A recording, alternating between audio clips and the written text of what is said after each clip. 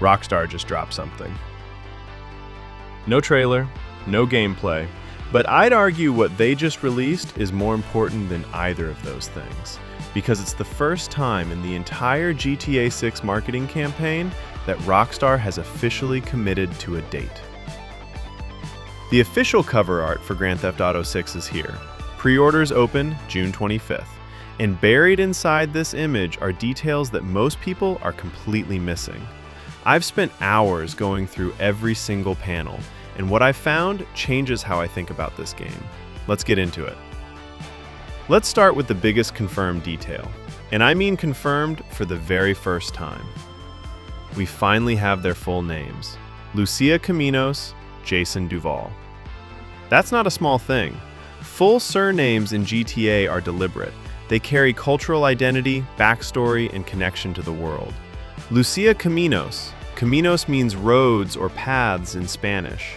Whether that's intentional symbolism from Rockstar or just a name, it fits a character who is described as someone carving her own way through a world stacked against her. Jason Duval, a French-origin surname common in Louisiana and southern Florida. That geography matters. It places him in the cultural fabric of Leonida before we've even seen a single mission. But those aren't the only names confirmed in the cover art. Two characters we've never seen before are now officially part of the GTA 6 world. Raul Batista, described as a bank robber. In the cover art panels, there's a figure with a look that screams career criminal, someone who has been doing this for decades. If he's in the cover art, he's significant to the story, not a side character. And then there's Boobie Ike, music mogul, entrepreneur. That combination in a GTA game tells you exactly what kind of character this is. Someone who operates in the gray space between legitimate business and organized crime, using the music industry as both a cover and a vehicle. GTA has always done this archetype brilliantly, and Boobie Ike sounds like he's going to be one of the most memorable characters in the entire game. Now let's talk about the visual design, because Rockstar didn't just make a pretty cover. Every color choice, every composition decision is communicating something. The dominant colors are blue and pink. Deep Vice City blue, the kind of blue you associate with Ocean Drive at dusk, neon signs reflecting off wet pavement, the Miami heat haze over the bay. And pink, the warm, faded pink of synthwave aesthetics, of 1980s nostalgia filtered through a modern lens. This is not an accident. Rockstar is telling you, this game is going to feel like Vice City. Not just set in a similar location, it's going to carry that same energy. The excess, the glamour, the danger, the music, everything that made Vice City one of the most beloved games in the entire franchise. But there's something different here too. Vice City in 2002 was a love letter to the 1980s. GTA 6's version of that world is filtered through a modern eye. It's not nostalgic, it's contemporary. The blue and pink palette in 2026 reads as stylized, heightened reality. Like the world is too vivid, too loud, too much. Which is exactly what Florida is. And Rockstar also released a snippet of what is almost certainly going to be the game's theme music. The track that played in the reveal, heavily synthwave influenced, layered, cinematic, hints at a soundtrack that's going to set a very specific mood for this game. If the rumors about Neon Indian being involved are true, this is going to be one of the greatest game soundtracks ever made. Here's the detail I keep coming back to. The one thing in the center panel that most people have mentioned but haven't really thought about. The alligator. In the very center of the GTA 6 cover art, the focal point of the entire composition, Rockstar placed an alligator. Not a car, not a weapon, not a skyline, an alligator. In GTA cover art history, the center panel is never random.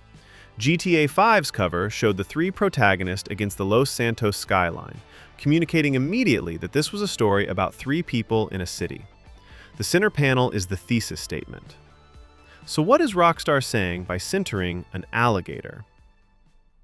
My read? It's the environment itself as a threat. Florida, Leonida, isn't just a backdrop for the crime story. It's a character. It's hostile, unpredictable, and ancient. The alligator is there to tell you that the world of GTA 6 will fight back. Nature, law enforcement, the criminal ecosystem. All of it is going to feel like something that can eat you alive if you're not careful. And then there's the helicopter in the top panel. Mounted minigun, military grade. That's not a police helicopter. That's something bigger. A private military contractor? A cartel with resources? Either way, it signals that the threats in this game operate at a scale we haven't seen in GTA before. The stunt rider launching a motorcycle over a police cruiser in the lower panels? That's pure GTA chaos energy. That's the game telling you the missions are going to be spectacular. Every detail in this cover art is intentional. Rockstar doesn't do filler. So what does pre-orders opening June 25th actually mean for the rest of this marketing campaign? Think about the timeline. Pre-orders open in 1 week. The game launches November 19th. That's 5 months away. And right now, other than 2 trailers, some screenshots, and this cover art, we know almost nothing about how the game actually plays. Rockstar is not going to let 5 months pass in silence. They can't. Pre-orders opening is a commercial commitment. Retailers, digital storefronts, Take-Two's investors.